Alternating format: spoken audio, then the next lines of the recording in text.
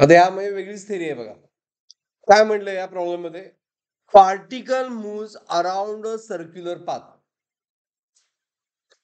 of radius r with uniform speed v. Is it clear?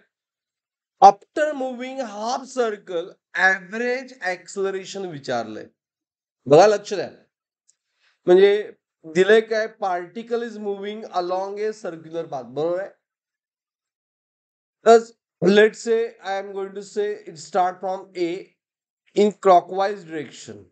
Positive assume करूया. ही tangential velocity move होणार. Half circle is it right it goes here.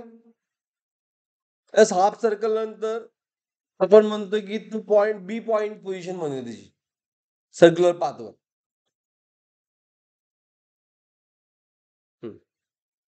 आणि विचारलंय काय? Average acceleration.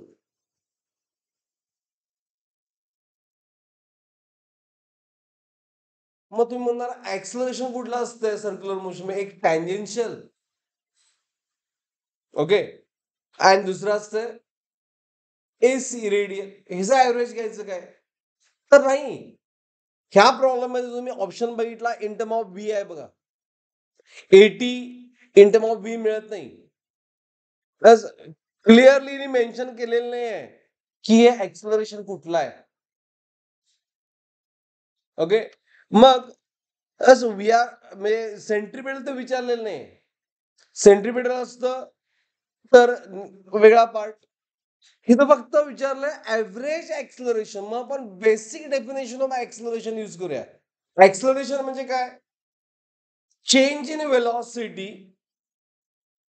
किंवा initial final minus initial velocity delta V by T. Change velocity म्हणजेच काय?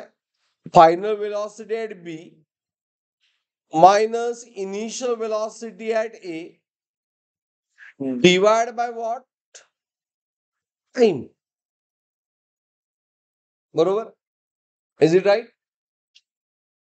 मग अपवर्ड, ह्यामध्ये मी काय केलं? ही वेलॉसिटी कुठे आहे? डाऊनवर्ड आहे. फायनल बी अपवर्ड आहे. व्ही मायनस व्ही ए किती आहे? डाऊनवर्ड, म्हणून minus V. Is it clear? हे कळालं? ही वेलॉसिटी व्ही युव्ही अपवर्ड आहे आणि ही वेलॉसिटी कुठे आहे? डाऊनवर्ड आहे. बरोबर ना? मग net velocity divide by time. But time required to come one revolution. As time required for one revolution, average by टाइमच येणार ना. मग टाइम साठी काय करायचं आहे? इट इज अ 2v आलं. ओके, आता टाइम आपल्याला माहित नाही, बट परत ऑप्शन मध्ये हे आलं 2v. मग टाइम नाही आहे, आर आहे. काय करणार? Anyone of you?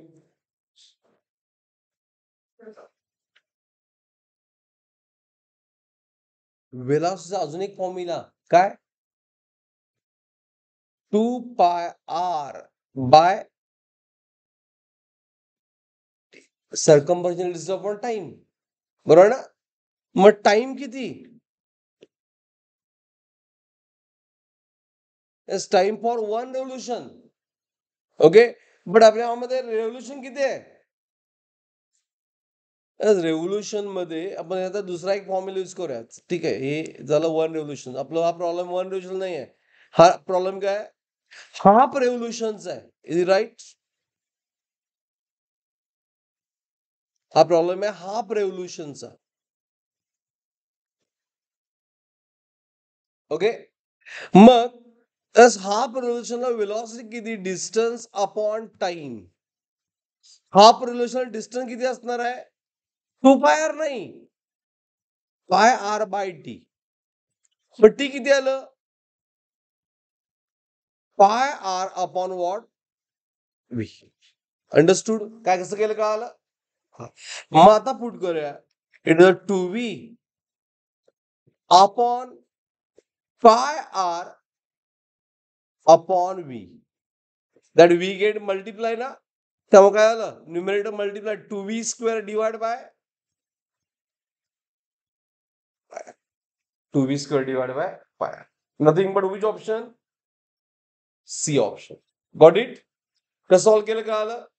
2 वेळेनं सॉल्व्ह केलं. मरीच कळालं तुला?